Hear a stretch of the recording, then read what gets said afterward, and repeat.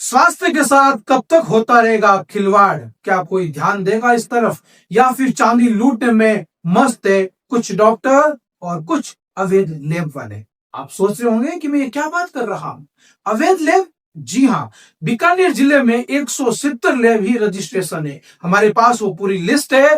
वो लिस्ट में हम आपको दिखाएंगे कि गोरख धंधा कौन कर रहा है, खून के साथ खिलवाड़ कौन कर रहा है। क्या साहब आप बीमार पड़ रहे हो और आप अस्पताल जा रहे हो, आप डॉक्टर के पास जा रहे हो, क्या आप जांच करवा रहे हो, उस जांच के आधार पर ही तो आपका ट्रीटमेंट होगा। उस ट्रीटमेंट की क्या गारंटी वो ट्रीटमेंट सही है? कई बार कहते हैं कि डॉक्टर दुनिया भर की जांचें जानबूझ कर लिख लेते हैं। वो कुछ ही डॉक्टर है। उन कुछ डॉक्टर जब तक नहीं सुधरेंगे तब तक ऐसी खबरें हम लगातार आपको दिखाते रहेंगे। ये पूरी खबर देखिए और बड़ा आश्चर्य करोगे कि कोई पैथोलॉजिस्ट उनके पास में डॉक्टर तक नहीं है। मतलब 170 लैब रजिस्ट्रेशन है और पूरे बीकानेर जिले में 350 से ज्यादा अवैध लैबों का कारोबार कौन चला रहा? क्या कोई राजनेता का भी हाथ है या फिर बड़े बड़े डॉक्टरों के हाथ है? इसमें अधिकतर वही लोग हैं जो 60 से 70% तक कमीशन खोरी का खेल खेल रहे हैं कि हमें इतनी जांचों का इतना प्रतिशत आप हमें कमीशन दे देना, आप करे जाओ जांच। साहब यहाँ तो जांचों के नीचे साइन भी टेक्नीशियन के हो रहे हैं, जबकि हस्ताक्षर पैथोलॉजिस्ट के होने चाहिए थे। अवैध लैबें खूब चल रही है, खूब डॉक्टरों के घरों में चल रही है, डॉक्टरों के घरों के पास में चल रही है। और कई लैब जो रजिस्ट्रेशन है उनकी 3-3, 4-4 कलेक्शन सेंटर और अवैध ब्रांचें चल रही है। साहब वहां प्रॉपर स्टाफ तक नहीं है। कब तक खेल होगा साहब? कुछ तो सुधर जाइए। मानवीय मूल्यों के साथ आप कितना कॉम्प्रोमाइज करोगे, कितना गिर पाओगे, कितनी चिंदी चोरी कर पाओगे? अभी भी समय है साहब, सुधर जाइए। आप सोचो कि बिना रजिस्ट्रेशन, बिना क्वालिफाइड स्टाफ के कैसे चल रही है। इतना बड़ा कारोबार है, कमीशन खोरी का इतना बड़ा खेल है कि वो काम सब प्रशासन की नाक के नीचे हो। चल कैसे सकती है? जनता की सेहत के साथ कितना बड़ा खिलवाड़ है। सोचो साहब, जिस लैब की रिपोर्ट पर आप भरोसा या फिर फर्जी ऑपरेटर के द्वारा आपकी जिंदगी की बर्बाद करने की तैयारी चल रही है। मौत की दुकानों के रूप में ये अवैध लैबें कब तक चलती रहेगी? बिना किसी डिग्री, बिना किसी लाइसेंस और बिना किसी डॉक्टर के ये लगता है कि अब केवल नोट छापने की मशीन बन चुकी है। आश्चर्य की बात है कि क्लिनिकल अस्टिंग एक्ट 2010 के तहत में आपको लैब का रजिस्ट्रेशन कराना होगा। ये रजिस्ट्रेशन बीकानेर के सीएमएचओ ऑफिस में होता है। जब हमने वहां से लिस्ट निकाली तो आंकड़े आश्चर्य करने वाले थे। सबसे बड़ा और खौफनाक सच तो ये है साहब, खास साथन आपके सामने लेकर आया है। जिले के कोने कोने से, शहर की तंग गलियों से ग्रामीण अंचलों तक मौत की दुकानें सज कर बैठी है।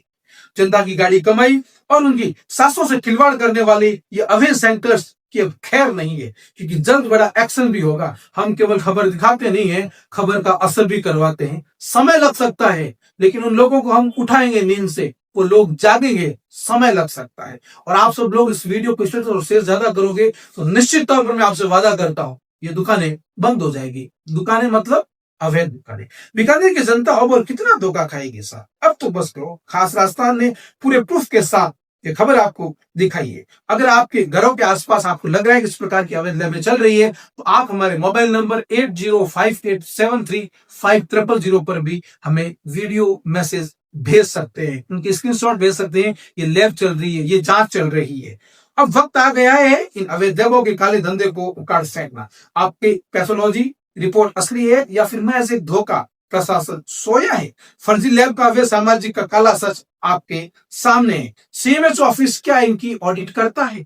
प्रति साल देख रेख करता है? सबसे बड़ा खेल साहब ये है कि बड़े बड़े डॉक्टर बड़े बड़े कमीशन के चक्कर में ये आपकी जनता के टैक्स का पैसा का खिलवाड़ कर रहे हैं। सत्यता ये होनी चाहिए कि लैब का रजिस्ट्रेशन नंबर होना चाहिए, पैथोलॉजिस्ट का बड़े अक्षरों में नाम अंकित होना चाहिए, रेट लिस्ट की जांच होनी चाहिए। सबसे बड़ी बात, प्रत्येक लैब के बाहर लैब का रजिस्ट्रेशन नंबर होना चाहिए। पता चले कि हकीकत में है क्या, जीएसटी के नंबर होने चाहिए, पैथोलॉजिस्ट का नाम होना चाहिए, रेट लिस्ट होनी चाहिए। क्योंकि अलग अलग जांचों में अलग अलग जगह पर अलग अलग रेट तय कर रखी है। वो रेट क्यों तय कर रखी है? अपने अपने हितों के लिए।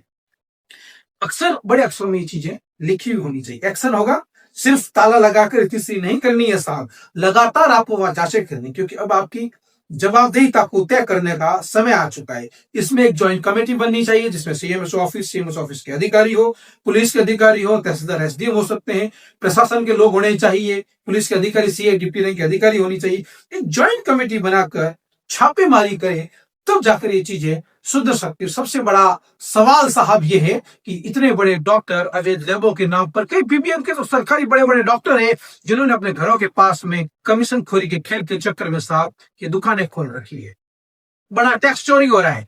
आप सोचिए एसीबी के अधिकारियों, इसमें कितना बड़ा झमेला हो रहा है कि 3 महीने में एसीबी की एंट्री होने वाली है बीकानेर के पीबीएम अस्पताल में, और 6 महीने में जीएसटी की बड़ी रेड भी पड़ सकती है कई डॉक्टरों पर, कई बड़े जांचों लैबों पर, जो लैबें अवैध चल रही, क्योंकि जीएसटी का बहुत बड़ा टैक्स का चोरी कर रहे हैं साहब। चिंदी चोरी करना छोड़ दीजिए, मनुष्य की स्वास्थ्य के साथ खिलवाड़ डॉक्टर साहब ना कीजिए।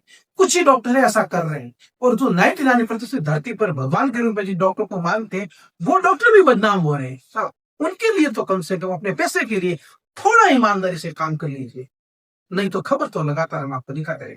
सहयोगी राष्ट्रों के साथ मैं कुलदीप चारण, खास रास्ता बीकानेर।